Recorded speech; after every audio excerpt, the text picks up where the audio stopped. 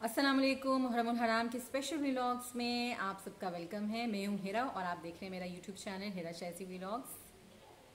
Friends, मेरी आज की वीडियो का टॉपिक है अहले बैत का तारुफ और अहले बैत का मकाम। अल्लाह के महबूब, सबसे प्यारे, दो जहां के सरदार हज़रत मोहम्मद सल्लल्लाहु अलैहि वसल्लम है, तो यकीनन इनका ख़ानदान भी सबसे प्यारा और सबसे महबूब होगा। यूँ कहा जाए तो गलत नहीं होगा कि अल्लाह रब्बुल इज़्ज़त ने सबसे पहले आदम अलैहिस्सलाम की औलाद आदम को छांटा। सारे आदम अलैहिस्सलाम की औलाद में से सबसे ज़्यादा अरबों को पसंद किया, फिर सारे अरब की नस्ल में से एक मुज़िर को पसंद किया, मुज़िर की नस्ल में से कुरैश को पसंद किया और फिर कुरैश की नस्ल में से हज़रत हाशिम को पसंद किया। हज़रत हाशिम कौन? जो कि नबी पाक सल्लल्लाहु अलैहि वसल्लम के परदादा हैं, उनको पसंद किया।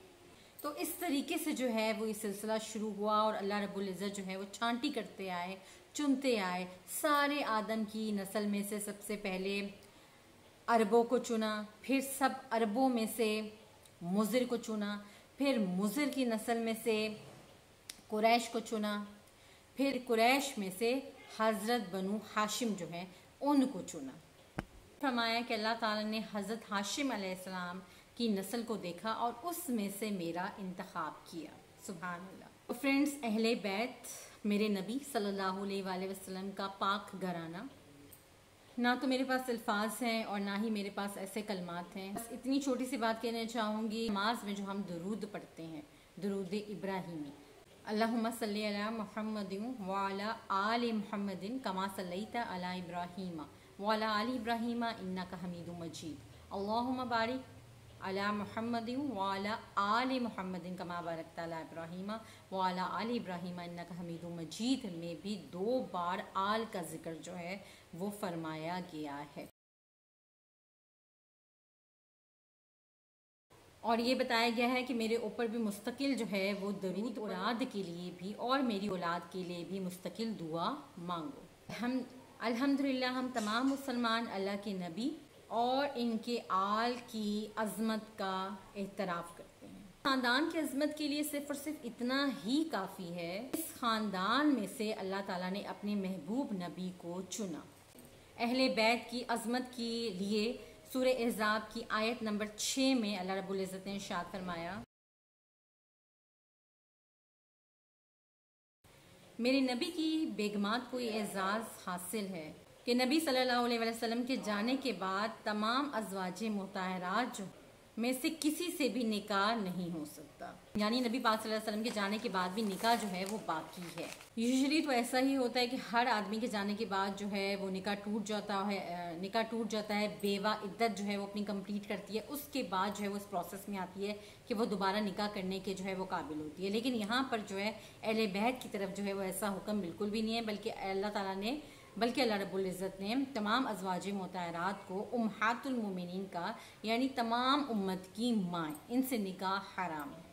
फिर अल्लाह ने अपने नबी को भी पाबंद किया कि ए नबी, ए महबूब सल्लल्लाहु अलैहि वसल्लम, ये ही आपकी बीवियां हैं, अब इनके अलावा आप किसी और औरत से निकाह नहीं कर सकते, ना ही तलाक दे सकते हैं और ना ही इनके ऊपर आप सल्लल्लाहु अलैहि वसल्लम शादी कर सकते हैं। चुनाचे सूरह अहज़ाब की आयत नंबर 52 में इरशाद होता है, ये मकाम है बेगमात का। फिर औलाद की तरफ आते हैं तो फरमाया कि लोगों की नस्ल चलती है बेटों से, लेकिन मेरी नस्ल चलेगी बेटी फातिमा से। मजीद इरशाद फरमाया, हसन और हुसैन रज़ियल्लाहु अन्हु जन्नत में नौजवानों के सरदार। आप सल्लल्लाहु अलैहि वसल्लम ने फरमाया कि फातिमा मेरे जिस्म का टुकड़ा है, जिसने इसे दुख दिया उसने मुझे दुख दिया और जिसने इसे खुश किया उसने मुझे खुश किया। और आप सल्लल्लाहु अलैहि वसल्लम ने फरमाया, तू और मैं, और ये दोनों से मुराद हसन रज़ियल्लाहु अन्हु और हुसैन रज़ियल्लाहु अन्हु है। और ये जो सोया हुआ है, यानी उस वक्त हज़रत अली करमुल्लाहु तआला वजह करीम जो थे वो सोए हुए थे। हदीस शरीफ में आता है हज़रत अली करमुल्लाहु तआला वजह करीम जो थे वो सोए हुए थे और हज़रत हुसैन और हसन रज़ियल्लाहु अन्हु भी सोए हुए थे। इतने में हज़रत हसन रज़ियल्लाहु अन्हु की आँख खुली और उन्होंने अपनी वालदा से पानी मांगा। हज़रत फातिमा रज़ियल्लाहु अन्हा उठी और पानी लेने के लिए गई। आप सल्लल्लाहु अलैहि वसल्लम ने फरमाया, ठहर जा। ग्लास उठाया, सामने गरे में पानी था, वो नहीं लिया, बल्कि आप सल्लल्लाहु अलैहि वसल्लम बाहर गए तो हज़रत अली करमुल्लाहु तआला वजह करीम की एक कमज़ोर सी गाय جس کے تھن جو تھے وہ بہت زیادہ سوکھے ہوئے تھے، کھڑی ہوئی تھی. آپ اس طرح سے آپ صلی اللہ علیہ وسلم نے تازہ دودھ نکالا اور دودھ کا گلاس لے کر آپ صلی اللہ علیہ وسلم اندر کمرے میں تشریف لے کر گئے. اتنی دیر میں حسین رضی اللہ عنہ جو تھے وہ بھی اٹھ گئے. اب حضرت حسین رضی اللہ عنہ نے بھی اپنا ہاتھ آگے بڑھایا دودھ لینے کے لیے، لیکن آپ صلی اللہ علیہ وسلم نے انہیں منع فرما دیا اور فرمایا تو ہٹ جا. اتنے میں حضرت فاطمہ رضی اللہ عنہ نے اپنے پیارے پیارے بابا جان سے پوچھا کہ بابا جان کیا آپ کو حسن حسین سے زیادہ پیارا ہے؟ تو آپ صلی اللہ علیہ وسلم نے فرمایا ایسا نہیں ہے، مجھے دونوں سے پیار ہے، لیکن پہلے حسن نے پانی مانگا تھا تو میں اسے پہلے دوں گا.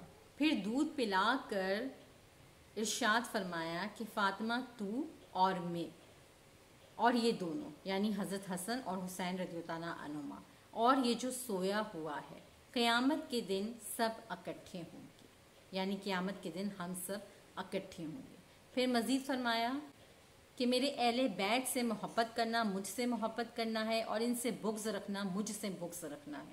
آپ صلی اللہ علیہ وسلم نے فرمایا کہ قیامت کے روز تمام رشتے ٹوٹ جائیں گے، لیکن میرا رشتہ میرے خاندان کے ساتھ باقی رہے گا اور میں ان کی سفارش ضرور کروں گا. پھر فرمایا کہ میرے اہل بیت کے بارے میں میرا خیال رکھنا. اگر ہم نوٹ کریں فرینڈس تو ایسا ہی ہوتا ہے، اگر آج دنیا میں ہم کسی کے بچے کو محبت دینا شروع کر دیں، توجہ دینا شروع کر دیں، تو والدین کی توجہ جو ہوتی ہے وہ خود ہی جو ہے وہ ہماری طرف متوجہ ہو جاتی ہے، یعنی ان کے دل میں بھی ہمارے لیے جو ہے وہ سافٹ کارنر پیدا ہو جاتا ہے. تو یہاں پر تو بات جو ہے وہ ہمارے دو جہاں کے آقا حضرت محمد مصطفیٰ صلی اللہ علیہ وسلم کی ہو رہی ہے. تو یقیناً آپ صلی اللہ علیہ وسلم کی جو محبت ہے وہ ضرور جو ہے وہ متوجہ ہوگی ہماری طرف اگر ہم ان کی اولاد جو ہے ان سے محبت کریں گے. آپ صلی اللہ علیہ وسلم نے فرمایا کہ علی جنت میں سب سے پہلے میں، تو، فاطمہ، حسن اور حسین رضی اللہ عنہ داخل ہوں گے، پھر ہماری بیویاں داخل ہوں گی اور پھر ہماری اولاد داخل ہوں گی. اور یہ بھی کہ حضور پاک صلی اللہ علیہ وسلم نے حضرت علی کرم اللہ تعالیٰ وجہ کریم کا ہاتھ پکڑ کر فرمایا کہ میں تجھے بشارت دیتا ہوں کہ جنت میں تیرا گھر میرے گھر کے سامنے ہے. تو فرینڈز یہ کوئی عام گھرانہ نہیں ہے، یہ میرے نبی صلی اللہ علیہ وسلم کا گھرانہ ہے جن کو عزت دینا ہم پر واجب ہے. اللہ تعالیٰ ہمیں ان کا ادب کرنے کی توفیق نصیب فرمائے اور صحابہ کرام رضی اللہ عنہم کی بھی عزت اور قدردانی کرنے کی توفیق نصیب فرمائے، کیونکہ یہ سب لوگ وہ ہیں جنہیں اللہ تعالیٰ نے خود منتخب کیا. کل انبیاء کرام کی تعداد بھی 1,24,000 ہی رکھی اور کل صحابہ کرام رضی اللہ عنہم تعداد بھی 1,24,000 ہی منتخب کی. وہ نبی ہیں، وہ معصوم ہیں، جبکہ انہیں صحابہ کرام رضی اللہ عنہم کا ٹائٹل ملا. یہاں تک فرما دیا کہ ہم ان سے راضی ہو گئے، ان کی خطاؤں کو معاف کر دیا. اس لیے میری بہنوں صحابہ کرام رضی اللہ عنہم کے بارے میں اپنی زبانوں کو صاف رکھیں، پاک رکھیں، کیونکہ اللہ رب العزت سورہ نساء کی آیت نمبر 95 میں ارشاد فرماتا ہے، ترجمہ: اللہ نے ہر صحابی سے جنت کا وعدہ کیا ہے. اس کے بعد ہمارے لیے گنجائش نہیں ہے کہ ہم ان لوگوں پر تنقید کریں. اللہ تعالیٰ ہمیں اہل بیت اور صحابہ کرام رضی اللہ عنہم کی عزت اور قدردانی کرنے کی توفیق نصیب فرمائے. اسی کے ساتھ اپنی ویڈیو کو اختتام پذیر کرتی ہوں. ملتی ہوں انشاءاللہ العزیز آپ کے ساتھ کل ایک نیکسٹ ٹاپک میں محرم الحرام کے اسپیشل ولاگس میں. تب تک اپنا بہت خیال رکھیے گا اور چینل کو ضرور سبسکرائب کیجیے گا، ویڈیو کو زیادہ سے زیادہ شیئر کیجیے اور لائک کیجیے. اللہ حافظ.